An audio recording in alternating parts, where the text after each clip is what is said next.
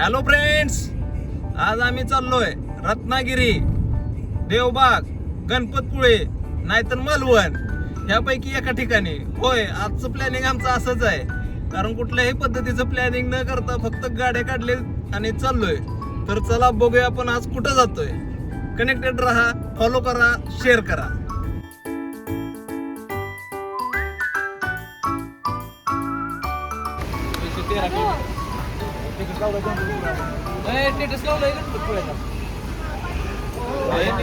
सांगितले गणपती झाले हाय सिद्धार्थ, तुझे घूमने चलते हैं.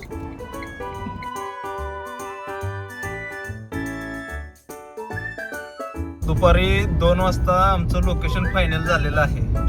आता आम्ही जायचं ठरलेलं आहे आमचं देवबागला. देवबागला पोचायला आम्हाला साधारणतः 6 वाजते. तर बघूया आता कसं आपण नियोजन करूया. पाऊस तर चालू झालेला आहे, सगळं वातावरण असं क्लायमॅक्स खतरनाक झालेलं आहे. जंगल चालू झाल्यासारखं झालेलं आहे.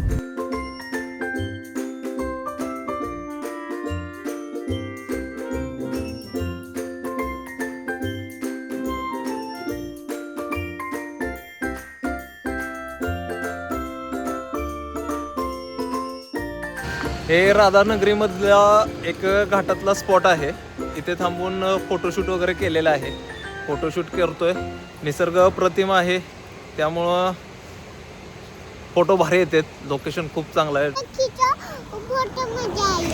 फोटो खिचा, बहुत मजा आया.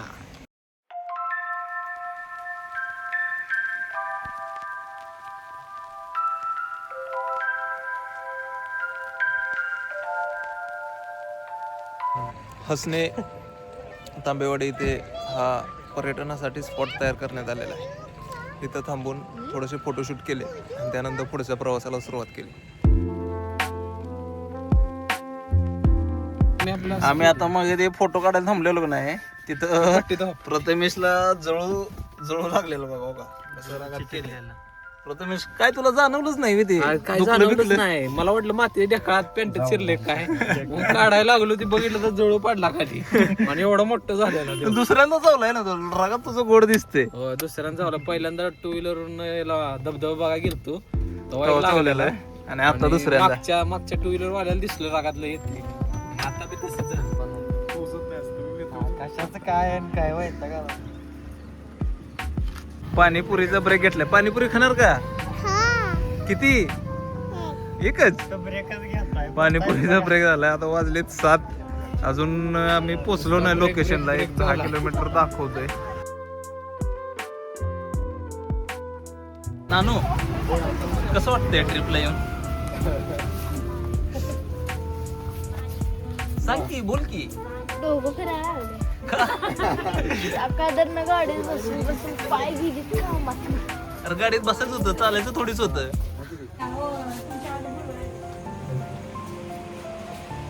या पद्धतीचं आम्ही MTDC ची रूम बुक केलेली आहे. या रूमसाठी आम्हाला 4000 रुपये रेंट आहे. पण विषय असा झालेला आहे की आम्ही रात्री 8 वाजता चेक इन केलेलं आहे आणि सकाळी 10 वाजता चेकआउट असेल. रूम अतिशय उत्तम आहे. बीचचा व्ह्यू आहे बाल्कनीतून, म्हणजे खिडकीतून. इथं मागं सगळं पूर्ण बीच आहे. ते अंदरचं काही दिसत नाही. काय आलं?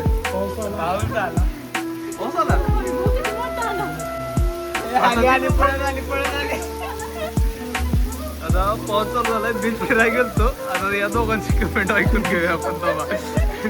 बघूया. आताच फ्रेश झालतो. किरण कुठे गेलता? इकडे समोर बघा. काय आलं? काय वाटतंय भिजून? जाऊ नका पण नाही जायचं. काय का पाणी तरी बघायला भेटलं का?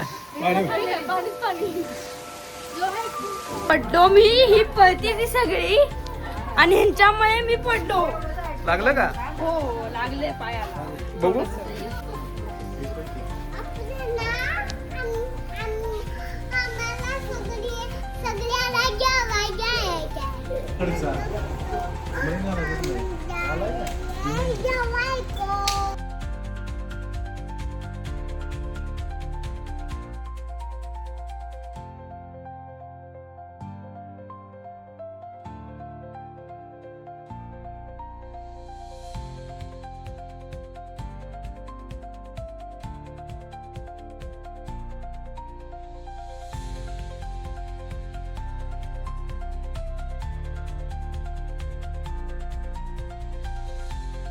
सकाळी लवकर बीचवरती आल्यामुळे आम्हाला इथे पारंपरिक पद्धतीने केली जाणारी मासेमारी बघण्याचा योग आला. इथं आम्हाला हे काहीतरी फुग्यासारखं भेटलंय पण हे हलतंय. जिवंत आहे, जिवंत ती आहे. बहुतेक जेलीफिश असावे असा तज्ञांचा तर्क आहे. हिरा गावला हिरा आता बंद होतं मासा आहे खेकडा आहे. नाही नाही जिवंत शिंपड आहे जिवंत शिंपड.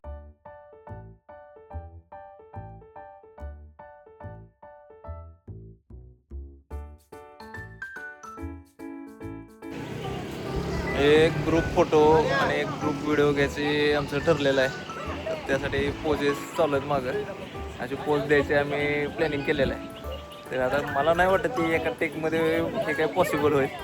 4-5 टेक तरी आरामात करायला लागतील. आणि सकाळपासून असं व्हिडिओ वगैरे चालू असल्यामुळे स्टोरेज पण फुल झालेलं आहे. बघूया आता हे किती वेळ लावते. ए यो पहिला टेक आहे. 1 2 3 जमते की राव याच नाही.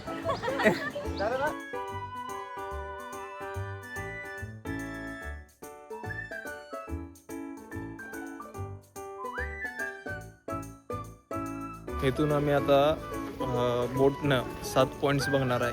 ह्याच्यामध्ये संगम असेल, क्रोकोडाईल पॉईंट असेल, मिनी केरळ असेल, असे 7 पॉईंट्स आम्हाला दाखवणार आहे. आणि ही टूर आम्हाला बोटची राईड जी आहे ही 700 रुपयाने सांगितलेली आहे त्यांनी एका बोटला. अशा 2 बोटी आम्हाला घ्याव्या लागणार आहेत. तुम्ही जर कधी आला इकडे हा देवबाग फिरण्यासाठी तर अवश्य ही टूर करा.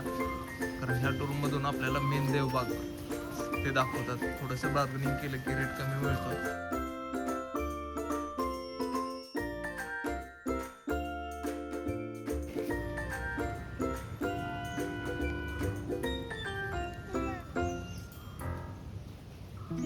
हा पावसाचा सीझन असल्यामुळे इथे बोटी वगैरे अशा पूर्ण कागदाने पॅक करून ठेवलेल्या आहेत.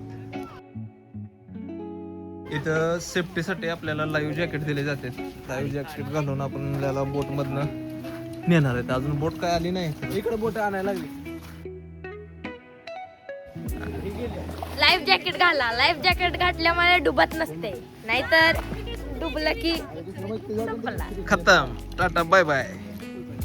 आता ही बोट आलेली आहे. याच्यामध्ये आता 6 मेंबर आमचे बसणार आहेत. कसं भेट आहे आमचं. पहिली बोट आमची चाललेली आहे. सगळ्यात बेहतर माणूस आम्ही पुढं नौक्या म्हणून ठेवलाय.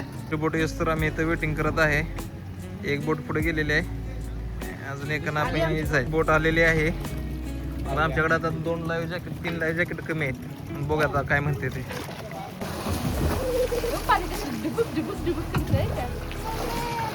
काय होतंय जिजा. अशा तऱ्हेने आमची आता बोट राईड चालू झालेली आहे. स्पीड बोट आहे याला. कुठं कुठं जायचं आहे आपण. संगम देवबाग बीच, क्रोकोडाईल शेड. संगम देवबाग बीच, क्रोकोडाईल शेड इथं आता आपण जाणार आहे. मिनी केरळ.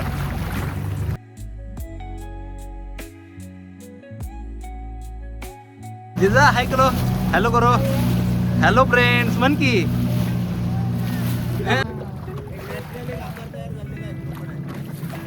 क्रोकोडाईल कराय. क्रोकोडाईल पॉईंट म्हणून हा फेमस आहे. पहिला पॉईंट झालाय. ओके. आता ह्याच ट्रिपमध्ये आपण केरळला सुद्धा पोचलोय. हे केरळसाठी फेमस आहे. मिनी केरळ म्हणून हे नारळाची झाडं वगैरे असलेलं बीच फेमस आहे. ह्याच्यावरती छोटे छोटे खेकडे असतात. मला काय दिसलं नाही, बाकीच्याच दिसलेत. तुम्हाला दिसतोय का बघून कमेंट करून सांगा. हे मिनी केरळमध्ये ह्या ज्या प्रॉपर्टी आहेत हे लोकांच्या प्रायव्हेट प्रॉपर्टी आहेत. त्यांनी डेव्हलप केलेलं आहे. सगळ्या प्रकारच्या नारळाच्या बागा आहेत तिथे.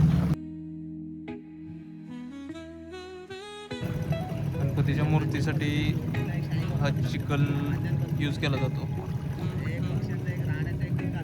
रात्रीच्या टाइमला जास्त करून पक्षी इथे राहतात. याची मुळं घनदाट आहे, त्याच्यामुळे मासे जास्त प्रमाणात अंडी देतात. आधी खूप भीती वाटली, परत थोड्या वेळानंतर पाणी स्थिर झाल्यानंतर मजा यायला लागली. पाण्यात हात घातल्यानंतर तिकडे जरासं पाणी गरम होतं आणि इकडे थोडंसं थंड होतं. बरं वाटलं. हो, खूप मजा. एन्जॉय केला. होय, खूप. त्या बोट राईड कशी वाटली? परत जायचं का?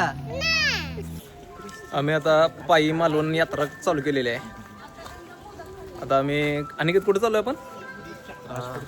राजकोट किल्ल्यावरती. यो पॉइंट पण आमचा गणलाय.